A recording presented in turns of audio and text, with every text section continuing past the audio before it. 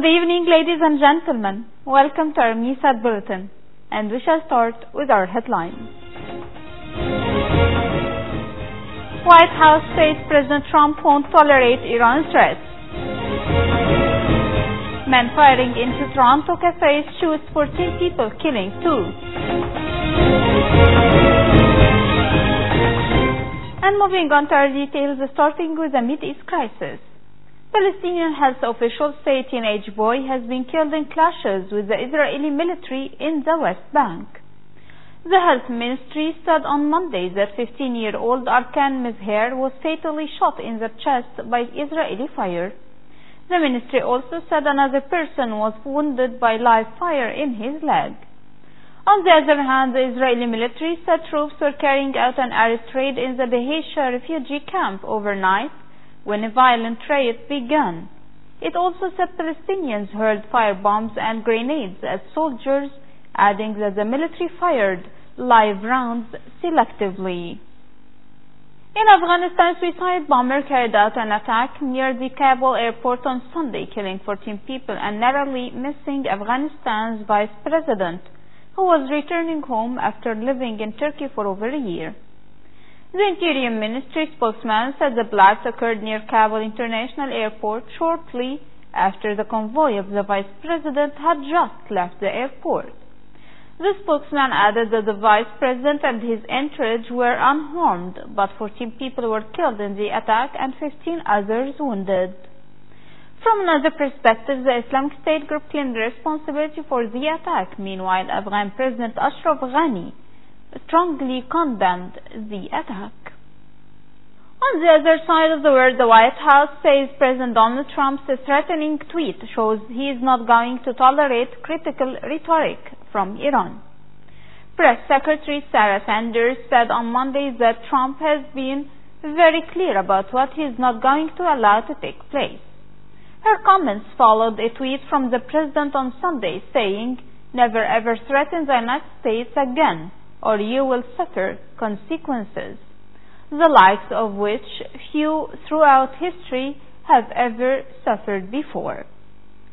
President Trump was responding to Iranian President comments that America must understand well that peace with Iran is the mother of all peace, and war with Iran is the mother of all wars. In Canada, a man walked along a Toronto street firing a handgun into restaurants and cafes, shooting 14 people and killing 2 before dying after an exchange of gunfire with police. Police did not rule out terrorism as a motive, though officials did not immediately identify the attacker other than to say he was 29 years old. Moreover, Toronto police spokesman said early Monday that a second victim had died, though there were no further details. It was mentioning that the spokesman earlier said that a young woman had died in Sunday's shootings and that a girl aged 8 or 9 was in critical condition. On another side, Japan recorded its highest temperature ever on Monday as a deadly heat wave continued to grip a wide swathe of the country and nearby South and North Korea. The mercury hit 41.1 degrees Celsius in Komagaya, a city in Saitama Prefecture, about 40 miles northwest of Tokyo, according to what the Japan Meteorological Agency said.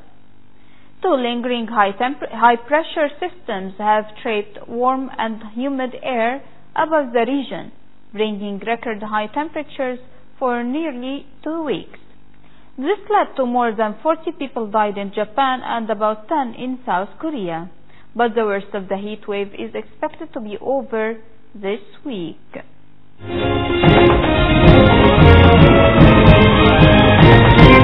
And going to our economic news, Britain's top diplomat warned on Monday that the country could crash out of the European Union next year without an agreement on future relations with Brussels because of the hard line taken by EU negotiators. Foreign Secretary Jeremy Hunt told reporters in Berlin after meeting his German counterpart that there is now a very real risk of a Brexit no deal by accident. Noteworthy that big differences remain between Brussels and London over the terms of a new trade setup, and the issue of how to regulate the UK's only land border with the EU between the UK's Northern Ireland and the Irish Republic.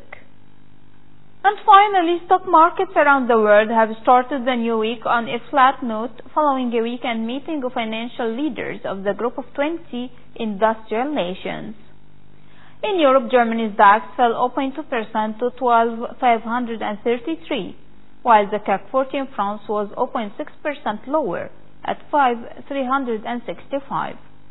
The FTSE 100 index of leading British shares was 0.3% at 7,658. US stocks were poised for a lower opening with the futures, and the S&P 500 futures were 0.1% lower. In Asia, Japan's Nikkei 225 tumbled 1.3% to 22,396.99, while the Shanghai Composite Index gained 1.1% to 2,859.54. And before ending our news, let's take another look at the most important headlines for today. White House says President Trump won't tolerate Iran threats.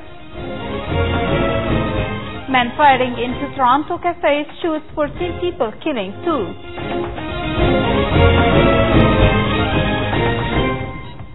And this was the end of our Mideast bulletin for today. Thank you for joining us, and see you tomorrow in a new bulletin.